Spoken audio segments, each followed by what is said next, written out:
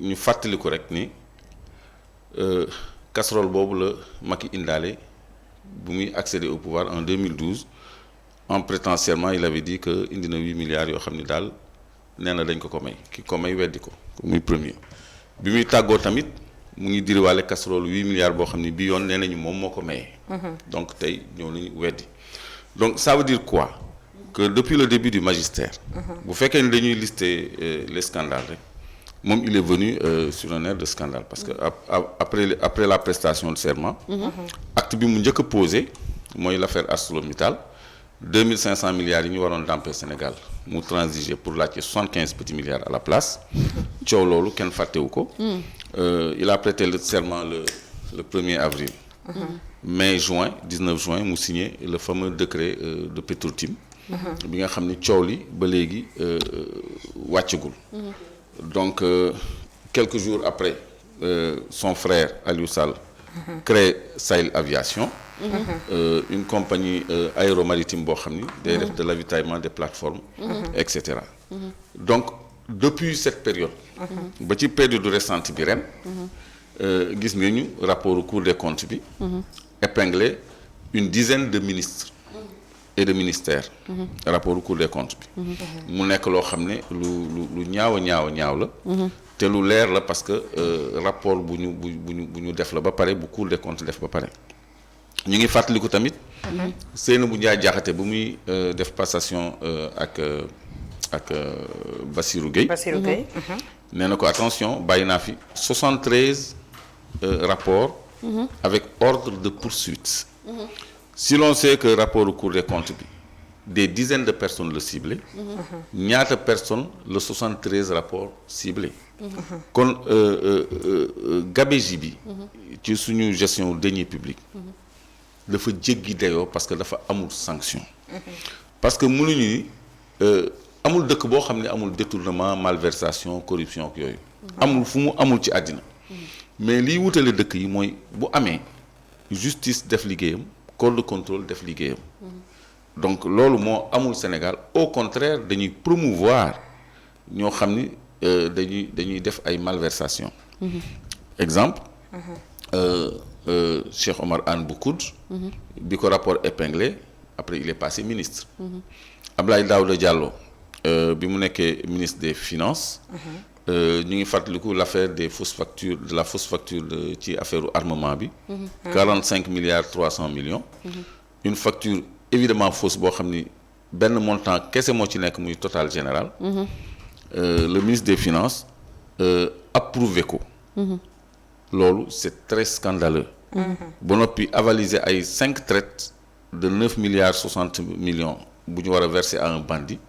instruire trésorier général pour mu fay loolu dara gënu koo doon ak càcc mais kooku après dañ ko jël teg ko directeur de cabinet tey jii mooy suppléer Macky Sall ci liggéeyam. donc ñi wër Macky Sall aussi. mais ñoom aussi dañuy def ci gabegie boobu li ci ñaaw nag mooy que ça tourne autour de la famille. mënuñu wax Aliou Sall suñu 400000 Mansour Faye suñu 98 milliards. Macky Sall suñu 8 milliards. donc ça gravite autour d'une famille boo xam ni ku ci nekk on a quelque chose à lui réclamer léegi li ci gën a scandaleux. mooy l'histoire de 98 milliards parce que Bougane a révélé que sur un prêt de 500 milliards pour suñu désenclavement. am na 98 milliards yu ñu logé dans un compte qui n'est pas un compte de l'État. à Londres xam nga loolu lu précis la. Bougane ñëpp xam nañ ni fisc daf ko xoj. on lui mène une bataille fiscale. c'est un homme d'affaires boo xam ne dafa investir. kon kooku mënul jël risque annuler investissement am. wala nu mu tuddati risquer sa liberté. ci loo xam ni wóoru ko. koo xam ni il a des ambitions présidentielles du jël risque yooyu kon. c'est très vraisemblable. accusation yi mu porté surtout que boobu ba léegi amul benn réaction état. contrairement aux déclarations de Hadjibou Soumaré. bi nga xam ni gis nañu tey dégg nañu tey que Abdou Karim Fofana def na benn réaction politique. donc loolu yëpp nag. c'est très triste parce que Mansour Faye. mi nga xam ni journaliste bu ko posé question bu ko neexul sax mu ni dama lay porter plainte. tey jii ñu tuumaal ko 98 milliards mu ni teg.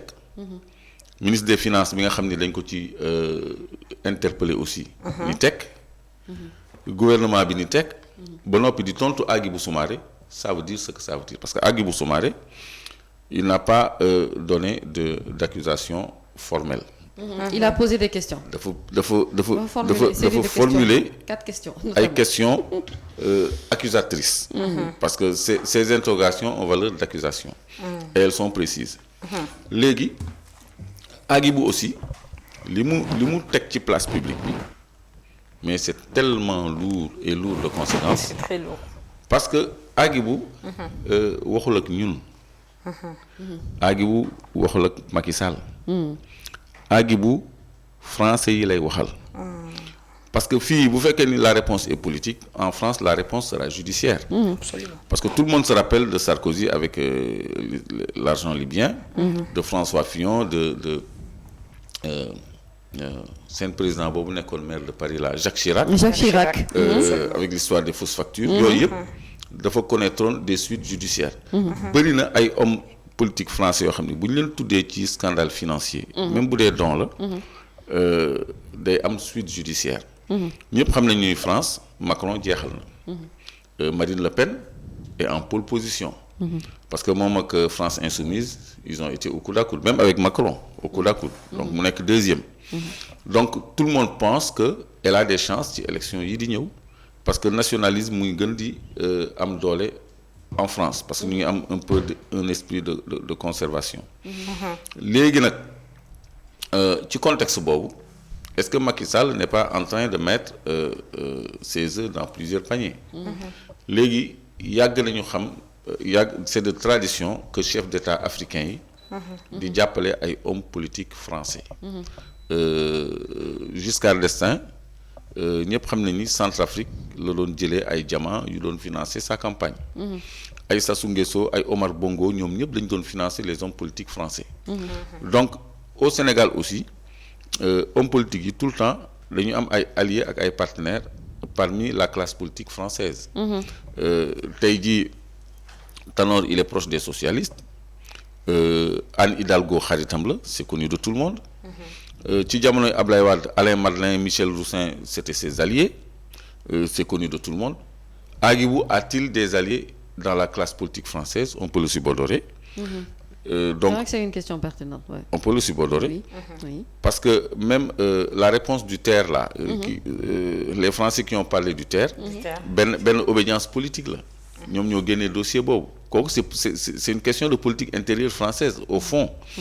donc incidence boobu nag moo ci grave parce que man il faut surveiller du côté de la métropole plutôt qu'ici. parce que bon fii agitation politique rek la mën a jur. comme réponse politique bi Abdou Karim Fofana joxe parce que mënul am benn suite judiciaire parce que c'est quand même des questions qu'on a posées. donc mais li am ba des mooy yooyu ay pratiques courantes la en Afrique. de soutenir ay hommes politiques français pour que ëllëg ngeen am ñoom ñu gëmm ci yow li ngay def. Macky Sall il a besoin de soutien. Macron il est fini. Macron jeexal na tàkk donc Marine Le Pen muy en pleine ascension. est-ce que c'est le joker? on peut le penser. donc bu ñu revenir ci scandale yi nag. ci jamono ji ñu toll nii. je crois que c'est malheureux que justice ne s'exerce pas. et may déplorer foofu. opposition bi nga xam ni quand même jox nañ leen plus de 80 députés. ñu mën a taxawal ay commission d'enquête parlementaire bu ñu agité question yu mel nii man gisuguma commission d'enquête parlementaire bu taxaw. rapport Cour des comptes bi nee nañu dik mënul entendre un ministre. parce que bon ministres yi amuñu sax immunité mais dañu am seulement privilège de juridiction. haute cour de justice moo leen mën a atte. taxawalaguñu haute cour de justice te loolu prérogative assemblée nationale la. kon ñun tey jii opposition waratuñu toll fu ñu nekkee rek di ñaxtoo ko dénoncer mais am nañu pouvoir législatif bu ñu mën a exercer pour faire la lumière sur ces ténébreux dossiers yi nga xam ni chaque jour ñu tegal ñu ko ci table bi par des commissions d'enquête et par la mise en place de la haute cour de justice. bi nga xam ni mooy mën a àtte ñi nga xam ni ils sont pas à la portée parce que tey jii. Abdoulaye Daouda Diallo li mu def ci contrat armement boobu. lu ni fàng la. kooku.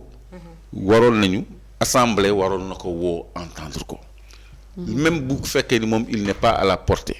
le trésorier général bi nga xam ni moom lañ jox injonction pour mu avaliser 5 traits de 9 milliards 60. loolu kooku war nañ ko attraire devant une commission d'enquête parlementaire. ñu leeral mbir mi pour imposer yoon mu exercer wu. pour imposer procureur bi nga xam ni il est si prompt à s'autosaisir ci ay émoticônes ay postes. ay publications ak i postes Facebook ay postes que ñu yëkkati un scandale de 98 milliards. mu ni teg porté wu ñu plainte ki ko wax porté wu ñu plainte ki ñu tuumaal. mais mu mel ni il ne se passe rien quoi. te tey jii am na lu ma doon wax ñu ne ma diffusion de fausses nouvelles. léegi nag quand l'État ne réagit pas wala diffamation. Quand l'État ne réagit pas. Ça veut dire que l'État a tort. Parce que dans le dossier Mame Mbaye Niang par exemple Prodac. xam nga procureur dafa ñëw yokk ci ñaari chef d'inculpation. waaw. mais man dama ñëw man tam ma yokk ci dara. doo ci yokk. dama ni. dama affirmer publiquement. ma réitérer ko. que État du Sénégal.